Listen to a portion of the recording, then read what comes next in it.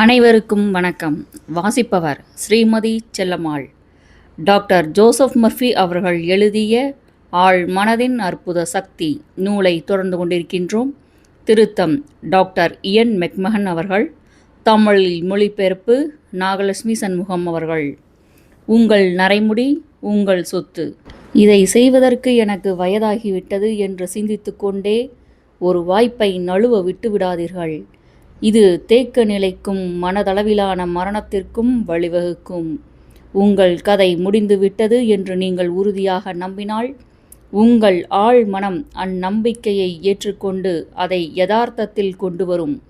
சிலர் 30 வயதில் முதியவர்களாகவும் வேறு சிலர் 80 வயதில் இளைஞர்களாகவும் இருக்கின்றனர். மனம் ஓர் நேர்த்தியான நெசவாளி, கட்டிட கலைஞன், வடிவமைப்பாளன் மற்றும் சிற்பி.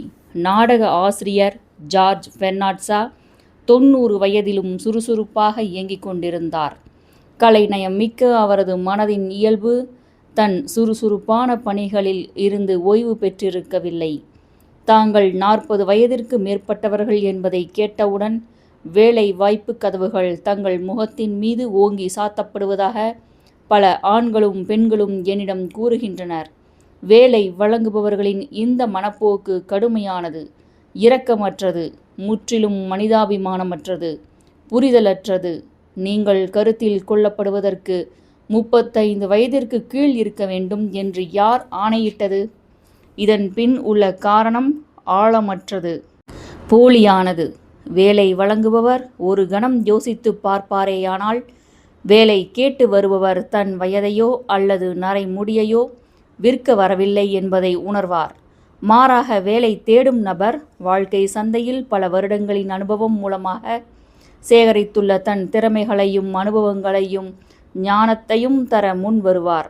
வயது ஒரு பொக்கிஷம். அன்பு விதி கோட்பாடு, நல்லெண்ண விதி கோட்பாடு ஆகியவற்றை நீங்கள் வருடக்கணக்கில் பின்பற்றி அவற்றை நடைமுறைப்படுத்தியுள்ள காரணத்தால் உங்கள் வயது எந்த ஒரு நிறுவனத்திற்கும் ஒரு தனித்துவமிக்க சொத்தாகத்தான் இருக்க முடியும். உங்கள் முடி நரைத்திருந்தால் அது மாபெரும் ஞானம், திறமை, புரிதல் ஆகியவற்றின் அறிகுறி. உங்கள் உணர்வு முதிர்ச்சியும் ஆன்மீக முதிர்ச்சியும் எந்த ஒரு நிறுவனத்திற்கும் ஒரு பேராற்றல் மிக்க ஆசீர்வாதம்தான்.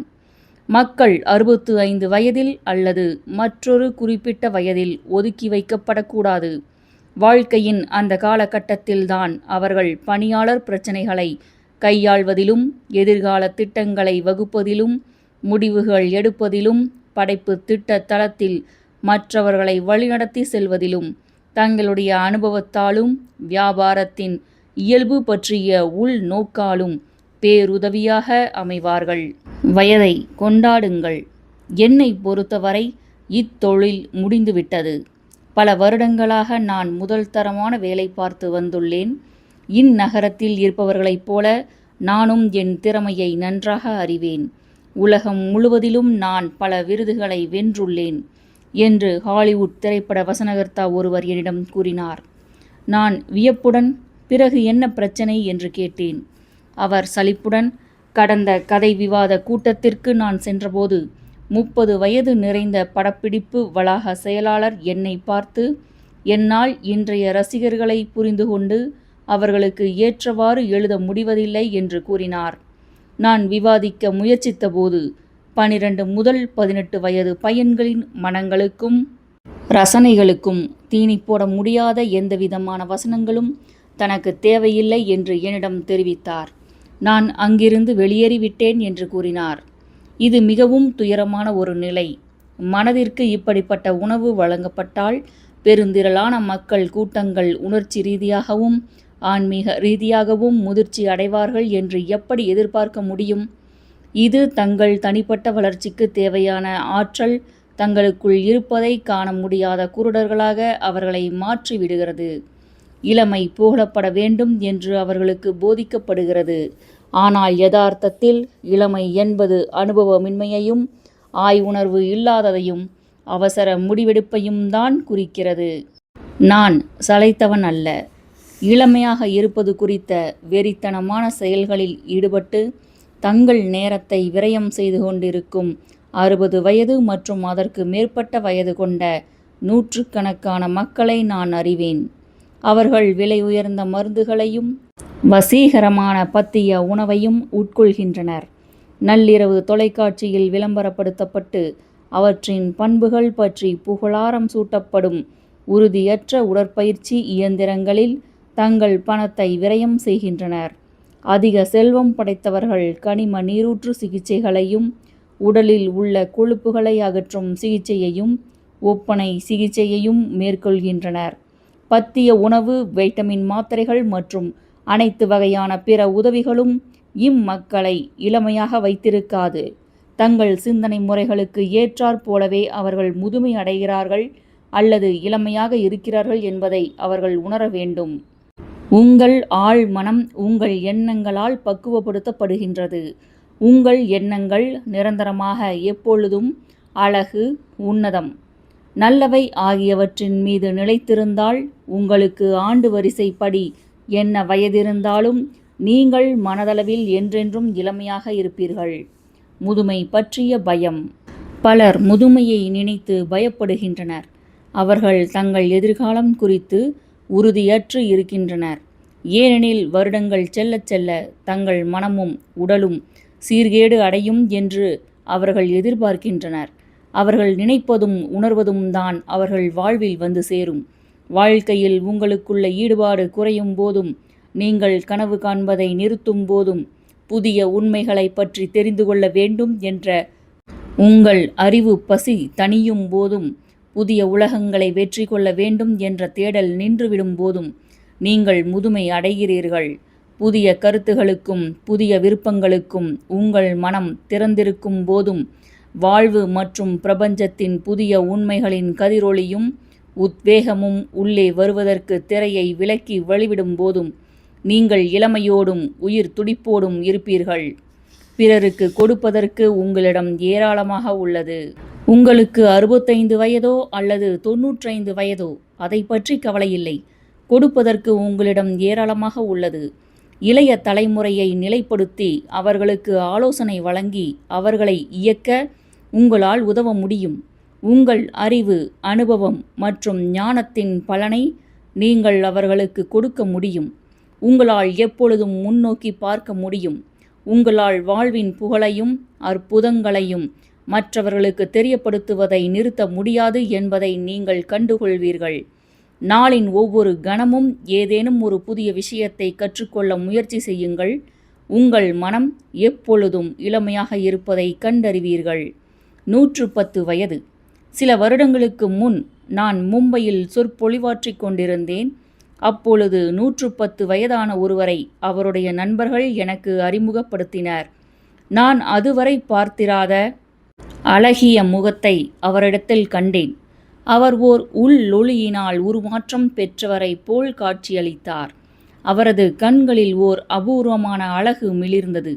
அவர் மகிழ்ச்சியோடும் தன் மனதின் ஒளி குன்றாமலும் முதுமை எய்தியுள்ளார் என்பதை என்னால் காண முடிந்தது. பணியிலிருந்து ஓய்வு, ஒரு புது வாழ்வு. உங்கள் மனம் ஒருபோதும் ஓய்வு பெறாத வண்ணம் உறுதியாக பார்த்து கொள்ளுங்கள். நீங்கள் ஒரு பாராசூட்டை போல அது முழுவதுமாக திறக்காத வரை அதனால் யாதொரு பயனும் இல்லை. புதிய கருத்துக்களை திறந்த மனதுடன் ஏற்றுக்கொள்ளும் தன்மை கொண்டிருங்கள். 65 வயதிலும் 70 வயதிலும் மக்கள் ஓய்வு பெறுவதை நான் பார்த்திருக்கிறேன். அவர்கள் மக்கிப்போவது போல் தோன்றி சில மாதங்களில் மரணத்தை தழுவுகின்றனர். தங்கள் வாழ்வு முடிவுக்கு வந்துவிட்டதாக அவர்கள் நிச்சயமாக உணர்ந்தனர். அவர்கள் அவ்வாறு சிந்தித்ததால் அப்படியே ஆயிற்று. ஓய்வு என்பது ஒரு புதிய முயற்சியாக, ஒரு புதிய சவாலாக, ஒரு புதிய பாதையாக, ஒரு நீண்ட கனவு நிறைவேறுவதற்கான துவக்கமாக இருக்கலாம். நான் ஓய்வு பெற்றுள்ள நிலையில் இப்பொழுது என்ன செய்வது என்று ஒருவர் கூறுவதை கேட்கும்போது அது வெளிப்படுத்த முடியாத அளவிற்கு வேதனை அளிக்கிறது. இது நான் மனதளவிலும் உடல் அளவிலும் இறந்துவிட்டேன். என் மனதளவில் எந்தவிதமான யோசனைகளும் இல்லை. அது பயனற்ற ஒரு பாழும் கிணறு என்று அவர் கூறுவதற்கு சமானம். இவை அனைத்தும் பொய். யதார்த்தமான உண்மை என்னவென்றால், நீங்கள் 60 வயதில் சாதித்ததை விட 90 வயதில் இன்னும் அதிகமாக சாதிக்க முடியும். ஏனெனில் ஒவ்வொரு நாளும் புதிய விஷயங்களை கற்பதன் மூலமும் புதிய விருப்பங்களின் மூலமும் நீங்கள் வாழ்வு மற்றும் பிரபஞ்சத்தை பற்றிய ஞானத்திலும் புரிதலிலும் வளர்ந்து கொண்டிருக்கிறீர்கள். புது வாழ்வு பெற்றார். பிராங்க் என்னும் உயர் அதிகாரி என் வீட்டிற்கு அருகே வசிக்கிறார். சில மாதங்களுக்கு முன் அவர் வேலையிலிருந்து வலுக்கட்டாயமாக நீக்கப்பட்டார். அதற்கு காரணம் ஒரு புதிய மறுசீரமைப்பு திட்டம் என்று அவருடைய நிறுவனம் கூறிய போதிலும் தன் 65 வயதுதான் அம்முடிவின் பின்னணி என்று அவர் நம்பினார். பாகுபாட்டிற்கு பலியானது குறித்து நீங்கள் மனக்கசப்பை உணர்கிறீர்களா? அவர்கள் மீது வழக்கு தொடரப் போகிறீர்களா என்று நான் அவரிடம் கேட்டேன். அவர் சற்று வருத்தத்துடன் சிரித்தவாறே, என்னால் அப்படி செய்ய முடியும். நீதிமன்றத்தில் வாதாடி வெற்றியும் பெற முடியும். ஆனால் நான் என் நேரத்தையும் ஆற்றலையும் அவ்வழியில் ஏன் வீணாக செலவழிக்க வேண்டும்? நான் என் வேலையை தொலைக்கவில்லை. என் நிறுவனம்தான் என் சேவைகளை இழந்துவிட்டது என்று கூறினார். ஒரு கணம் நிறுத்தி பின் தொடர்ந்தார். என் கண்ணோட்டத்தில் இப்பொழுதுதான் நான் மழலையர் பள்ளியிலிருந்து 1ஆம் வகுப்பிற்கு பதவி உயர்வு பெற்றுள்ளேன். என்ன கூறுகிறீர்கள்? உதாரணத்திற்கு நான் உயர்நிலை பள்ளியிலிருந்து தேர்ச்சி பெற்றவுடன் கல்லூரிக்கு சென்றதன் மூலம் ஏணியின் அடுத்த படியில் கால் வைத்து ஏறினேன். என் கல்வியிலும் வாழ்க்கை பற்றிய பொதுவான புரிதலிலும் நான் மேலும் ஒரு படி ஏறினேன். மேலும் சில படிகளாக என் வேலை அமைந்தது. நான் எப்பொழுதும் செய்ய விரும்பியவற்றை எல்லாம் செய்வதற்கு இப்பொழுது எனக்கு விடுதலை அளிக்கப்பட்டுள்ளது. வேறு விதமாக கூறினால், நாம் இழுத்து பிடித்து பற்றி கொண்டிருப்பதை விடுவிப்பது என்பது வாழ்க்கை ஏணியில் இன்னும் ஒரு படி மேல்நோக்கி செல்வது போன்றது. தான் இனியும் ஜீவனம் நடத்துவதில் தன் கவனத்தை செலுத்தப் போவதில்லை என்ற அறிவார்ந்த முடிவிற்கு அவர் வந்தார். தன் கவனம் முழுவதையும் வாழ்க்கையை வாழ்வதில் செலுத்தப் போவதாக அவர் முடிவெடுத்தார். பல வருடங்களாக அவர் ஆர்வமிக்க பொழுதுபோக்கு புகைப்பட கலைஞராக இருந்து வந்துள்ளார். அருகிலிருந்த கலை நிறுவனத்தில் புகைப்பட உத்திகளை கற்றுக்கொள்வதற்கான வகுப்புகளில் சேர்ந்தார். பின்னர் அவர் உலகை சுற்றி வர நீண்ட பயணம் மேற்கொண்டார். தான் சென்ற ஒவ்வொரு இடத்திலும் நூற்றுக்கணக்கான புகைப்படங்களை எடுத்தார். அவர் இப்பொழுது பல குழுக்களிலும் தங்கள் விடுதிகளிலும் கேளிக்கை விடுதிகளிலும் சொற்பொழிவு ஆற்றுகிறார். நாளுக்கு நாள் அவருடைய தேவை அதிகரித்து கொண்டே இருக்கின்றது. உங்களுக்கு வெளியேயுள்ள ஏதேனும் உருப்படியான ஒரு விஷயத்தில் விருப்பத்துடன் நீங்கள் பங்கேற்றுக் கொள்வதற்கு எண்ணற்ற வழிகள் உள்ளன. புதிய படைப்பு கருத்துகள் குறித்து உற்சாகமாக இருங்கள். ஆன்மீக முன்னேற்றம் பெறுங்கள். தொடர்ந்து கற்று வளர்ச்சி பெறுங்கள். இம்முறையில் நீங்கள் இதயத்தில் என்றென்றும் இளமையாக இருப்பீர்கள். ஏனெனில் புதிய உண்மைகளை கண்டறிவதற்கான தீராத பசியும் தணியாத தாகமும் உங்களிடம் உள்ளன. எல்லா நேரங்களிலும் உங்கள் உடல் உங்கள் சிந்தனையை பிரதிபலிக்கும். தயாரிப்பாளராக இருங்கள், கைதியாக அல்ல. வயதை காரணம் காட்டி ஆண்கள் மற்றும் பெண்களுக்கு எதிராக பாகுபாட்டுடன் நடந்து கொள்வதிலிருந்து உரிமையாளர்களை தடுக்கும் சட்டங்கள் சரியான திசை நோக்கிய ஓர் அடிதான். ஆனால் வெறும் சட்டங்களால் மட்டும் மக்களின் சிந்திக்கும் விதத்தை மாற்ற முடியாது. பல 30 வயதுக்காரர்களை விட யாரோ ஓர் 65 வயதுக்காரர் மனதளவிலும் உடலளவிலும் அதிக இளமையாக இருக்கக்கூடும். நாம் இங்கிருப்பது நம் உழைப்பின் பலனை அனுபவிப்பதற்கு, ஒரு தயாரிப்பாளராக இருப்பதற்கு, நமது வயதால் சோம்பல் என்னும் சிறைக்குள் தள்ளப்பட்ட ஒரு சமுதாய கைதியாக இருப்பதற்கு அல்ல. வருடங்கள் செல்ல செல்ல ஒருவருடைய உடல் இயக்க வேகம் மெல்ல மெல்ல குறைகிறது. ஆனால் அவருடைய ஆழ் மனம் அளிக்கும் உத்வேகத்தின் மூலம் அவரது வெளி மனதை அதிக சுறுசுறுப்பானதாகவும் எச்சரிக்கையானதாகவும் உயிர் துடிப்பு உடையதாகவும் வேகம் உடையதாகவும் ஆக்க முடியும். யதார்த்தத்தில் மனம் ஒருபோதும் முதுமை அடைவதில்லை. இளமையின் இரகசியம். உங்கள் இளமை கால நாட்களை நினைவுகூர உங்கள் மொத்த இருத்தலின் ஊடாகச் சென்று கொண்டிருக்கும் அற்புதமான குணமாக்கும் சுயமாக தன்னை புதுப்பித்து கொள்ளும் உங்கள் ஆழ் மனதின் சக்தியை உணருங்கள். நீங்கள் உத்வேகப்படுத்தப்பட்டுள்ளதையும் உயர்த்தப்பட்டுள்ளதையும் புத்துணர்ச்சி ஊட்டப்பட்டுள்ளதையும் புது வாழ்வு அளிக்கப்பட்டுள்ளதையும் ஆன்மீக ரீதியாக தூண்டப்பட்டுள்ளதையும் அறியுங்கள், உணருங்கள். உங்கள் இளமை காலத்தில் நீங்கள் கொண்டிருந்த அதே உற்சாகத்திலும் பேரானந்தத்திலும் இப்பொழுதும் நீங்கள் திளைக்கலாம். அந்த மகிழ்ச்சியான நிலையை எப்பொழுதும் மன ரீதியாகவும் உணர்ச்சி ரீதியாகவும் உங்களால் மீண்டும் கைவசப்படுத்த முடியும் என்பதுதான் அதற்கான எளிய காரணம். உங்கள் சிரத்தின் மேல் பிரகாசித்து கொண்டிருக்கும் ஒளி தெய்வீக ஞானம். அது நீங்கள் தெரிந்திருக்க வேண்டிய அனைத்தையும் உங்களுக்கு வெளிப்படுத்துகிறது. தோற்றம் எப்படி இருந்தாலும் சரி, அது உங்களிடம் குடிகொண்டுள்ள நல்லவற்றை பிரகடனப்படுத்த உங்களுக்கு உதவியாய் அமைந்துள்ளது. நீங்கள் உங்கள் ஆழ் மனதின் வழிகாட்டுதலில் நடக்கிறீர்கள். ஏனெனில் ஒளி பிறந்தவுடன் நிழல்கள் ஓட்டமெடுக்கும் என்பது நீங்கள் அறிந்துள்ளதுதான். ஒரு நோக்கத்தோடு வாழுங்கள்.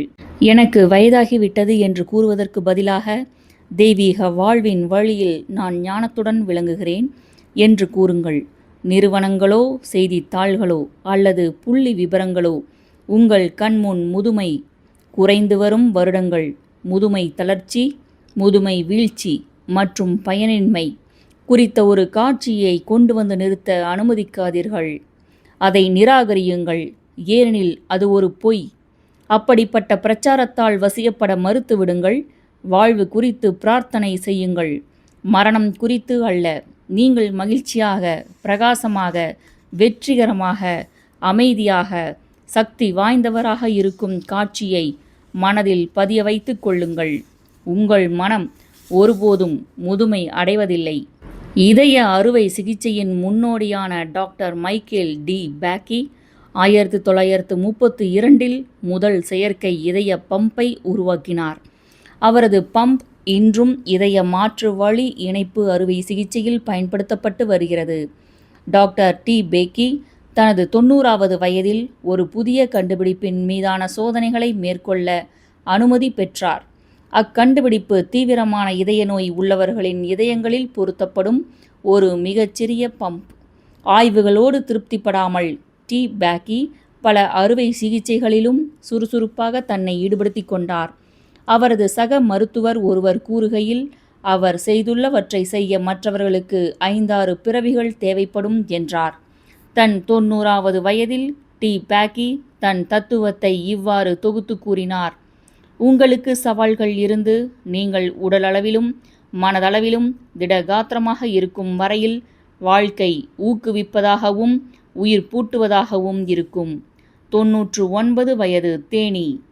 என் தந்தை தன் 65வது வயதில் பிரெஞ்சு மொழியை கற்று 70 வயதில் அதில் வல்லுநராக திகழ்ந்தார்.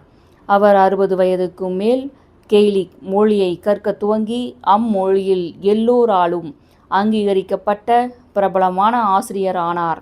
அவர் தன் 99வது வயதில் காலமானது வரை என்னுடைய சகோதரிக்கு அவரது உயர்கல்வி நிறுவனத்தில் உதவி புரிந்தார். 20 வயதில் அவரது மனம் எத்தகைய தெளிவு கொண்டிருந்ததோ, அவரது 99வது வயதிலும் அது அத்தகைய தெளிவுடன் இருந்தது. உண்மையில் வயது ஆக ஆக அவரது பகுத்தறியும் திறன் இன்னும் அதிக கூர்மையாக ஆனது. உண்மையில் நீங்கள் எவ்வளவு முதுமை அடைந்தவராக உங்களை நினைக்கின்றீர்களோ, உணர்கின்றீர்களோ, அவ்வளவு முதுமையானவராக விளங்குவீர்கள். முதியவர்களை போற்றுங்கள். தேசப்பற்று மிக்க ரோமானியர் மார்க்கஸ் போசியஸ் கேட்டோ தனது 80வது வயதில் கிரேக்க மொழியை கற்றார். குறைந்த இசக் குரலொலியில் பாட தேர்ச்சி பெற்ற மாபெரும் ஜெர்மானிய அமெரிக்க பாடகி மேடம் எர்னஸ்டைன் ஷூமன் ஹெய்ங்க் தனது பேர குழந்தைகள் பிறந்த பிறகு தன் இசையுலக வெற்றியின் உச்சத்தை அடைந்தார். கிரேக்க தத்துவ இயலாளர் சாக்ரடீஸ் தன் 80வது வயதில் இசை வாத்தியங்களை இசைக்க கற்றுக்கொண்டார். மைக்கேல் ஏஞ்சலோ தன் 80வது வயதில் உலக புகழ்பெற்ற மாபெரும் ஓவியங்களை தீட்டினார். 80வது வயதில் சியோ சைமனடைஸ் கவிதைக்கான பரிசை வென்றார். யோகான் வான் கதே வாஸ்து என்ற நாடகத்தை எழுதி முடித்தார். லியோபோல்ட் வான் ராங்கே தன்னுடைய ஹிஸ்டரி ஆஃப் த வேர்ல்ட் என்ற வரலாற்று புத்தகத்தை எழுத ஆரம்பித்து தன் 92வது வயதில் அதை நிறைவு செய்தார். தன் 83வது வயதில் Alfred Lord Tennyson Crossing the Bar என்ற அற்புதமான கவிதையை எழுதினார். ஐசக் நியூட்டன் தன் 85வது வயதை நெருங்கிக் கொண்டிருக்கையிலும் கடினமாக உழைத்து கொண்டிருந்தார். தன் 88வது வயதில் ஜான் வெஸ்லி மெத்தாடிஸ்ட் கொள்கையை இயக்கி போதித்து வழிநடத்தி கொண்டிருந்தார். பிரான்ஸ் நாட்டின் ஆல்ஸை சேர்ந்த ஜூன் லூயி கால்மெண்ட் மேற்கூறப்பட்ட மக்களைப் போல பிரபலமானவர் அல்ல. தன் இளம் வயதில் அவர் பிரபல ஓவியரான வின்சென்ட் வான்காவை சந்தித்தார். ஆனால் மற்றவர்கள் அவரை கண்டுகொள்ள அது போதுமானதாக இல்லை. அவரது 100வது வயது பிறந்த நாளிற்கு பிறகுதான் அவரை சுற்றியிருந்தவர்கள் அவர் மீது கவனம் செலுத்த ஆரம்பித்தனர். அவரை பொறுத்தவரை அந்த விசேஷமான நாள் தான் தினமும் ஓட்டிக்கொண்டிருந்த மிதிவண்டிக்கு ஓய்வளிப்பதற்கான நாளாக அமைந்தது. கால்மெண்டின் 110வது பிறந்த நாள் அன்று உலகம் முழுவதிலிருந்தும் அவருக்கு விசாரிப்புகளும் நல்வாழ்த்துகளும் வந்து குவிந்தன. அவரது 118வது பிறந்த நாளன்று உலகிலேயே அதிக நாட்கள் வாழ்ந்தவர் என்று அவரது பெயர் வரலாற்றில் பதிவு செய்யப்பட்டது. இதை அவர் எப்படி செய்தார் என்று அவரிடம் கேட்கப்பட்ட போது, என்னால் முடிந்த போதெல்லாம் நான் மகிழ்ச்சியில் திளைத்தேன். நான் தெளிவாகவும் ஒழுக்கமாகவும் நடந்து கொண்டேன்.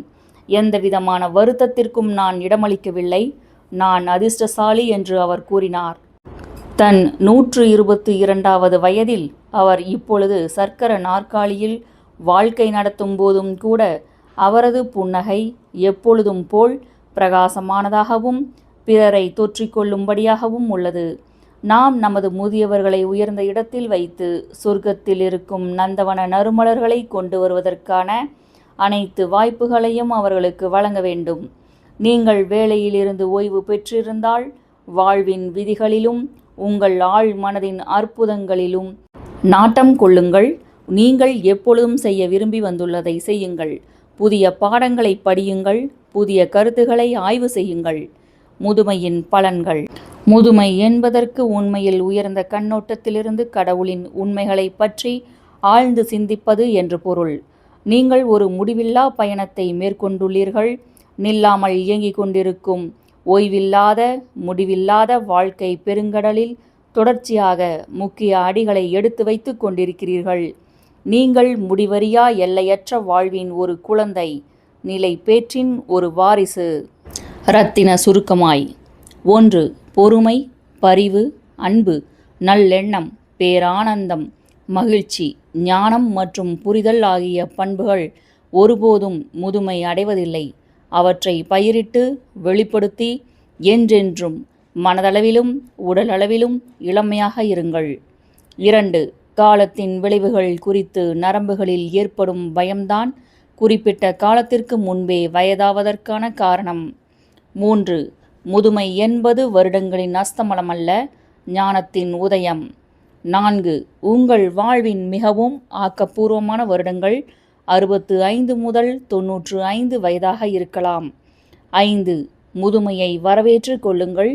இது முடிவில்லா வாழ்க்கை பாதையில் நீங்கள் முன்னேறி சென்று கொண்டிருக்கிறீர்கள் என்று பொருள். 6. வாழ்வே கடவுள். வாழ்வு என்பது சுயமாக தன்னை புதுப்பித்துக் கொள்வது, நிரந்தரமானது, அழிக்க முடியாதது. நீங்கள் என்றென்றும் வாழ்கிறீர்கள், ஏனெனில் உங்கள் வாழ்வு கடவுளின் வாழ்வாகும். 7. உங்களால் உங்கள் மனதை பார்க்க முடியாது, ஆனால் உங்களுக்கு ஒரு மனம் உண்டு என்பதை நீங்கள் அறிவீர்கள். உங்களால் ஆன்மாவை பார்க்க முடியாது, ஆனால் நிஜத்தில் ஆன்மா உண்டு என்பதை உங்களால் உணர முடியும். உங்களால் வாழ்க்கையை பார்க்க முடியாது, ஆனால் நீங்கள் உயிருடன் இருக்கிறீர்கள் என்பது உங்களுக்கு தெரியும். 8. முதுமை என்பதை உயர்ந்த கண்ணோட்டத்திலிருந்து கடவுளின் உண்மைகளை பற்றி ஆழ்ந்து சிந்திப்பது என்று அழைக்கலாம்.